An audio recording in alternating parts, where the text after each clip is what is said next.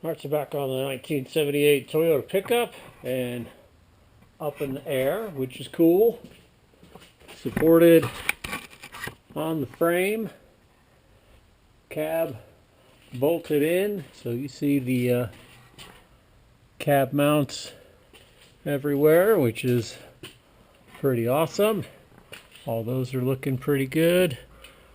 You know, all the cab mounts are in place, which is cool. I was a bit nervous because you see there's no transmission cross member right now, so that's the next thing I had to work on. And I was a bit nervous that if I was going to get this up in the air, that the trans wasn't going to be supported on anything and it would mess up my new motor mounts that I just have tacked in right now, but it was fine. I did put a piece of wood here and wired it up just to make sure, but it didn't do anything. It hardly moved at all. I had the pinion angle set at 3 degrees. When I measured it, when I lifted it up, it was like 3.5, so it dipped like half a degree. So I got the stand here to bring it up back to 3. The motor mounts are in place, and so those are all just tack welded in for now, so not gonna, do the full welding. I don't want to get a bunch of heat in these and potentially melt the rubber bushing, but the tacks are, holding just fine.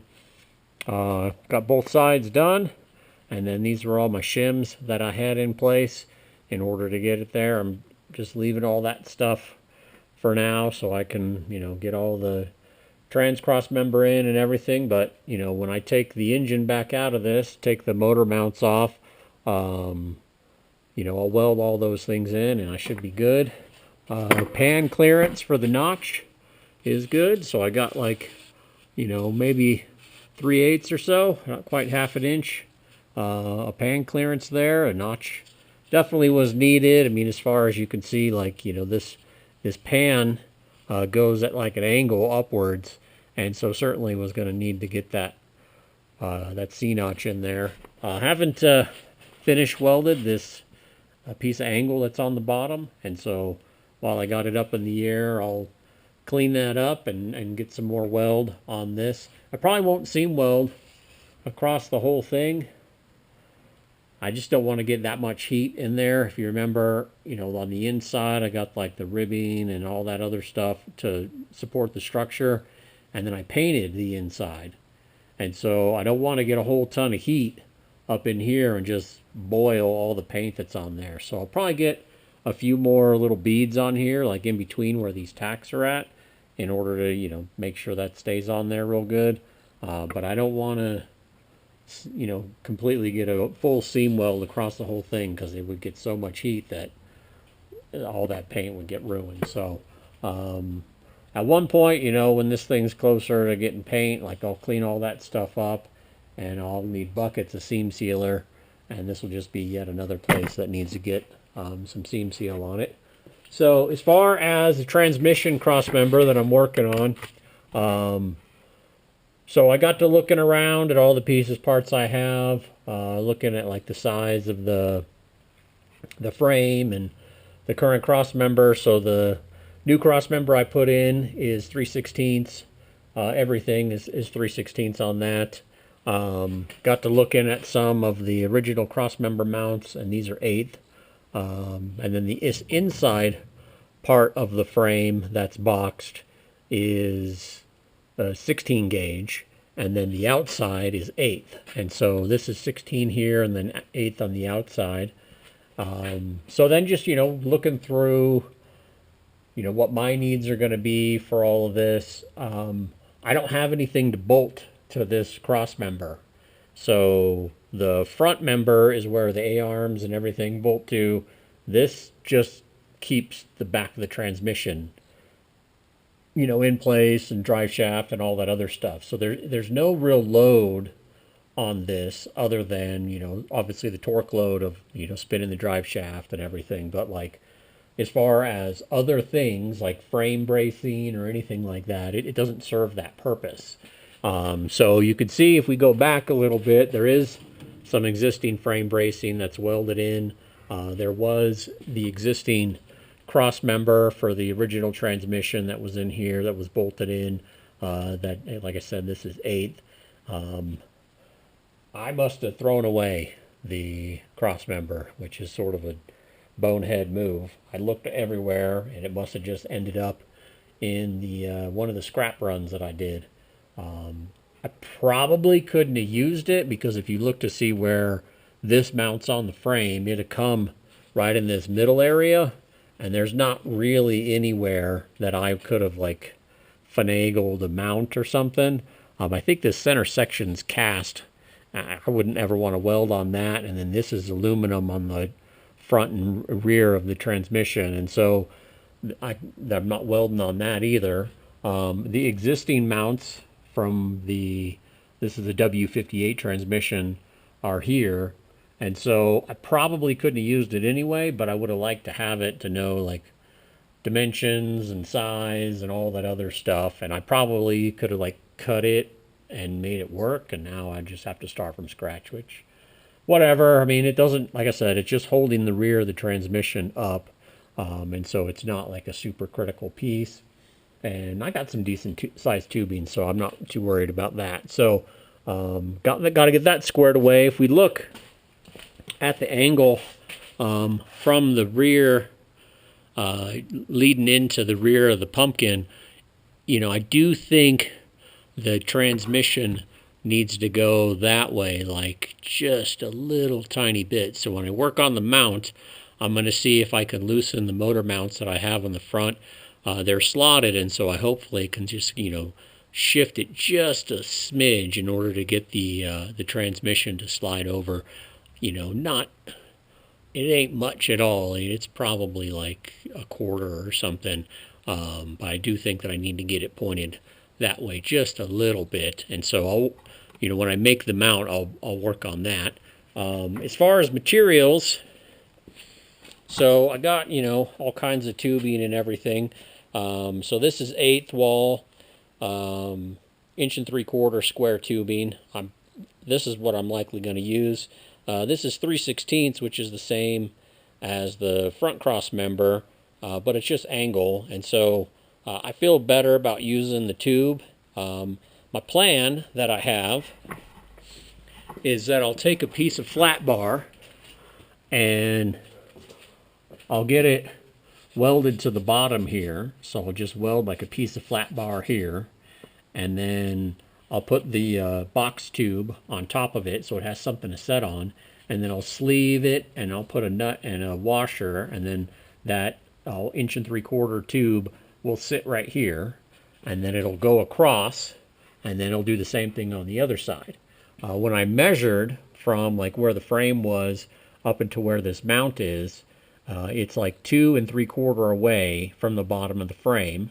So I figure that'll leave me enough room to make some kind of mount that'll, you know, I don't know why the hell they would do this crazy ass angle on either side. And the stupid things aren't even 45 degrees. They're at like 60. So it's not even like, could you take like a piece of angle iron and then get it bolted on there? You can't even do that. So it's some god-awful horrible angle that they have here. But I'll have to fabricate something to meet this angle and meet this angle and then be flat on the bottom. So like you can't have like, you know, a mount mounted this way and this way.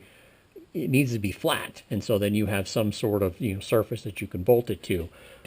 So the goal is, you know, to get this, you know, weird angle piece and then get a flat part on the bottom that then can function as the actual mount that will meet to the cross member. So I got to looking at that and getting nuts and bolts and everything, and a couple of them have just completely blown out threads. And so you probably can't see inside there, but I already did a HeliCoil repair on this one. And then on this one here, I've already drilled this out. And so the way that works is they come in this, you know, fancy kit, and then each one of them has a tap, and then these are the actual repair sleeves that go in. And so what you have to do is drill it out based on the spec. And so what the current size that I have of the bolts that are in there already are M10 by 1.25, and then you drill out a slightly larger hole. And so this is a 1332 drill bit, and so you drill out the existing threads that are damaged a little bit larger, and then you got to tap it with the tap that comes with it, and then the inserts go in there, and then you can put a regular size bolt in. And so just working on that. I'll show you. This doesn't take too long, so I don't mind recording this. I say that, and since I said it, it's probably going to be terrible. I should have just kept my mouth shut.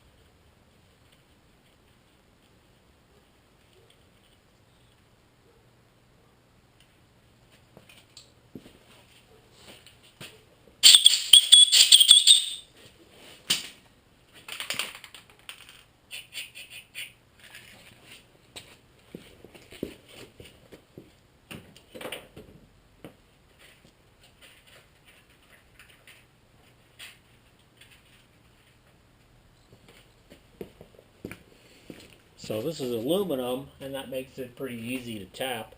When you got to do that steel, especially thick stuff, it sucks.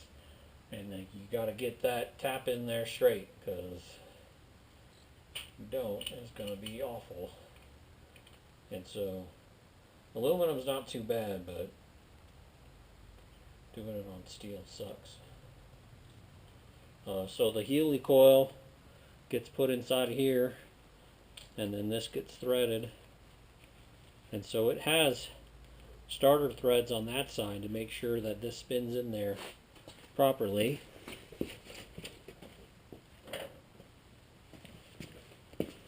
And since they don't suck, the tool uses the same as your tap for inserting these in here.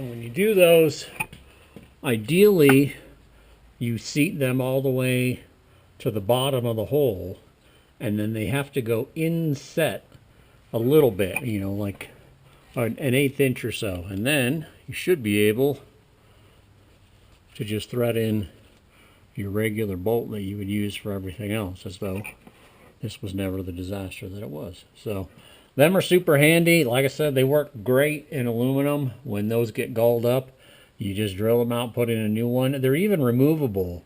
And so if for whatever reason that gets galled up again, so you know, if you do something dumb and you mess it up, it's got a little like band on the inside, and they are removable, and you can take them out and then replace them with another one. And so, like I said, super handy, and especially in aluminum, they're a winner. So, all right, well, that's it for this one.